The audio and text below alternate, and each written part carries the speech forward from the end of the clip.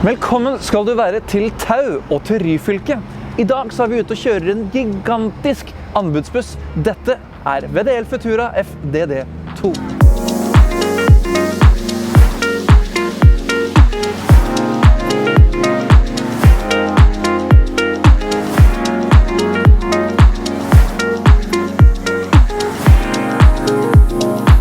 Hjertelig velkommen ombord i VDL Futura FDD2. Vi er ute og kjører denne her bussen i Ryfylke. Vi er i Tau og kjører nå langs vakre fjellsider og fjorder. Vi sitter nå og kjører en, jeg vil nesten velge å kalle det en overspekka bybuss. Dette her er jo en anbudsbuss som har trasé fra Tau i Ryfylke til Stavanger sentrum. Og dette her er jo da en rushtidsbuss som skal ta unna all trafikk som skal gå da fra Tau og inn til Stavanger. Og denne her bussen her er altså så komfortabel. Den har turbusseter, den har kjøkken, den har toalett, den har faktisk mer enn det noen turbusser på markedet i dag har. Og den har bare 85 sitteplasser ved full spekk. Men totalkapasiteten ombord i bussen er på 91 plasser. Da er det også 6 ståplasser ombord. Og hvis du har rullestolbrukere, så kan du ha både 1 og 2 rullestoler hvis du tar ut 2 seterader bak ved bakdøren her. Og bakdøren er bred og fin, det er god plass, det er laventré. Dette her er en optimal anbudsbuss her på Ryfylke. Og kravet fra Columbus, det var at det skulle være laventrébuss, men at den laventrébussen kunne være 4 meter høy, det var det ingen som sa noe om. Så da valgte de å bestille VDL Futura FDD2.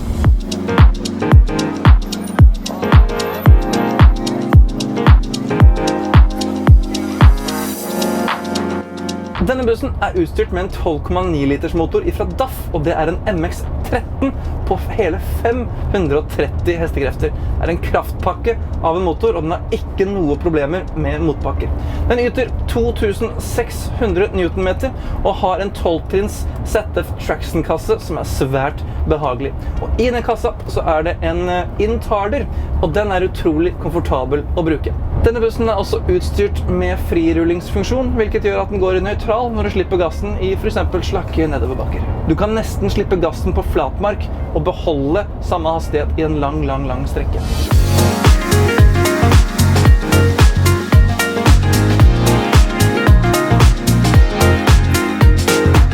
Å være sjåfør på en VDL Futura FDD2, det er faktisk svært behagelig. Bussen er fantastisk god å kjøre, og til å være at vi sitter nesten nede på asfalten, så er det ganske stille og rolig også her nede.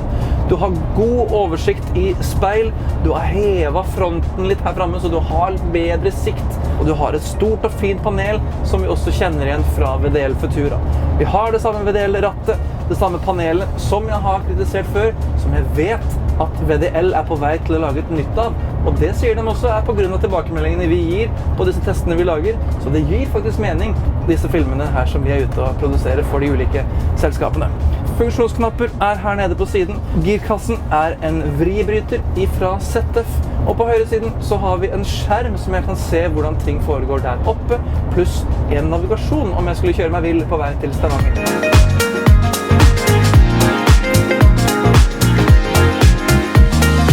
Koppholder har jeg nede på min høyre side, og så har jeg et stort og fint rom hvor jeg kan oppbevare både dokumenter og andre ting mens jeg er ute og kjører i rute. Sideruten, den er stor og fin, og vi har også et elektrisk vindu her som jeg kan ta opp og ned ettersom jeg passer meg.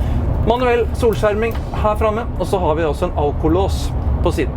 Både over hodet mitt og også ved inngangsdøra så er det en vifte som kan justeres hvis det blir for varmt. Så har jeg selvfølgelig en mikrofon her, så jeg kan synge karaoke på vei til Stavanger.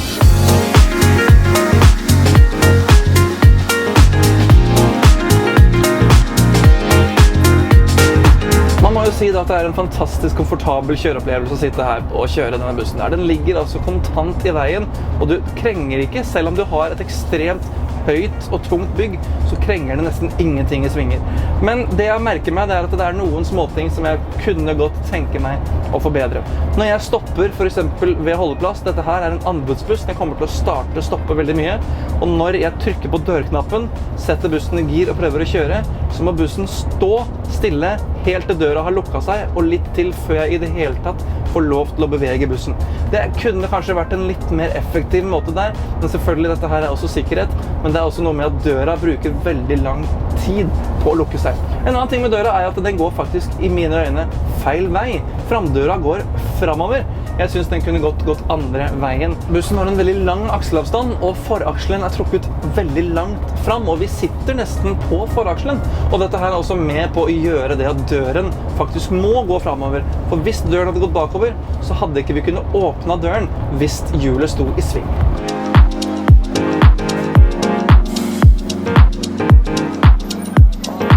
Nå kjører vi opp en ganske bratt bakke, og jeg akselererer mens lastebilen bak meg har nå falt ca. 400 meter bak meg bare denne bakken her, så det gøy å kjenne kraftpakken til denne bussen. Jeg har ikke engang en flat pedal.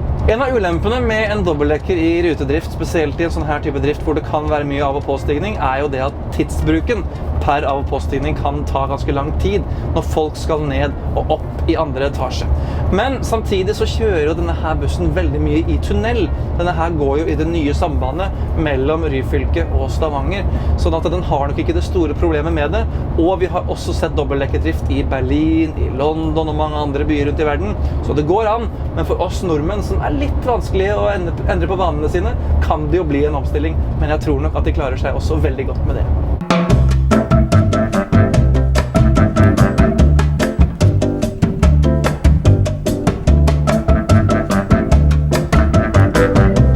Velkommen til Toms tekniske hjørne. I dag står vi på en ferjekaj som faktisk midlertidig nedlagt. Og det ikke hvor som helst vi vi på Oanes. Og det her jo en vakker start på Lysefjorden. Bak meg så har jeg en dobbeltdekker, og denne dobbeltdekkeren her jo ikke helt ny. Bussen har jo allerede gått en stund i rute, og det var godt å komme bak rattet og kjenne en buss som faktisk har trillet noen mil. Så vi kunne kjenne forskjellen på det som helt nytt, og det som har nå trillet et års tid. Framdøra, som dere ser, og som Magne har nevnt, den går fremover. Og det jo den enkle grunnen at hvis han hadde gått bakover, så kunne du jo ikke åpne den hvis hjulet stod i sving. En annen ting her, så det godt med lys med inngangspartiet, både under speilet og opp på taket. Ok. Å nei, og så skal... Hæ? Dette her var litt spesielt. Altså, rampa jo praktisk og grei i seg selv. Men for å få den opp og ut, så må du altså fysisk bøye en arm forbi døra, så ikke han skal komme i klem. Et eller annet har de ikke helt fått med seg, de som har konstruert denne løsningen. Men her rampa. Det må legges til at enkelte dobbeltdekker kommer ikke med rampe her på grunn av bæringen. Da det løse elementer du må montere på utsiden.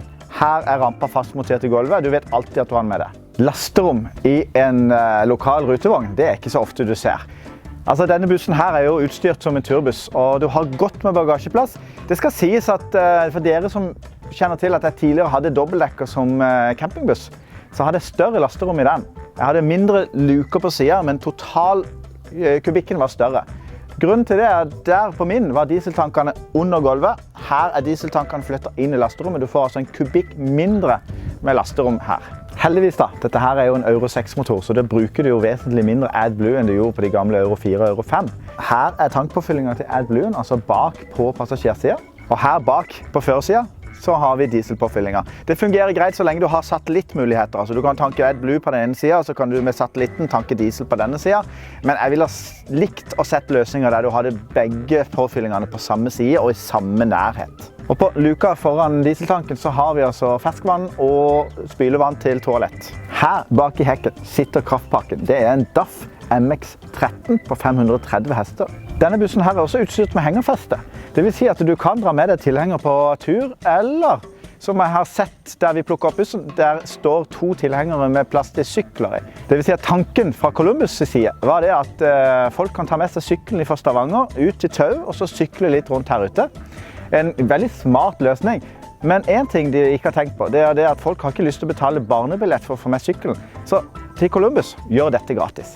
Dette var mitt tekniske hjørne. Nå fikk jeg lyst til å kjøre en litt smalere fylkesvei tilbake igjen til Jørpeland. Bli med! Ja, jeg heter Øyvind Ag, og jeg jobber her på Tau i Boreal Buss. Og der kjører vi da anbud for Columbus fra Ryfylke til Stavanger gjennom Ryfast. Jeg begynte å kjøre buss i 1997. Her på Tau så har vi 40 busser, og totalt sett med reserver så er vi ca. 80 ansatte. Hovedtyngden av bussene her er Setra, og så har vi en del Mercedes mindre busser da. Og vi har valgt å utstyre bussene godt, med tanke på at de skal gå i Ryfast og en nok så lang reisestrekning. Så å få komfortable busser synes vi er viktig for kunden. I tillegg så har vi da valgt å kjøpe 2 dobbeltdekkere til å kjøre Ryfast med. Og det er på grunn av at vi trodde at kapasiteten på ruta mellom Jørpeland og Stavanger ville bli en utfordring.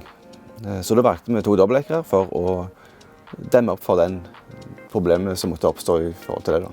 Da er vi veldig glad for å ha Columbus med på laget, som vår erfaring med Columbus er veldig god med tanke på å velge løsninger som er bra for både deg, for transportselskap og ikke minst for kundene våre.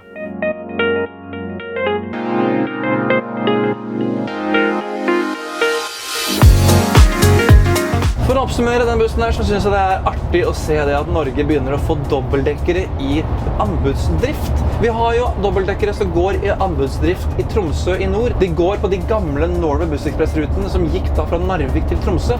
Men dette her er jo den ruta som er mest forstadsbuss, som du egentlig kunne brukt nesten en leddbuss på å kjøre. Så det er gøy å se at Boreal har faktisk turt å våge å satse på å kjøpe inn en sånn her type buss til en sånn her type drift. Jeg håper nesten at dette her kan inspirere resten av Norge til å tenke litt nytt. Ikke bare ha laventré og lavgulv og få disse her standard vanlige bussene som vi alltid ser på veien. Tenk litt nytt, få inn noe stort. Det er deilig å ha variasjon og mangfold på de norske veier.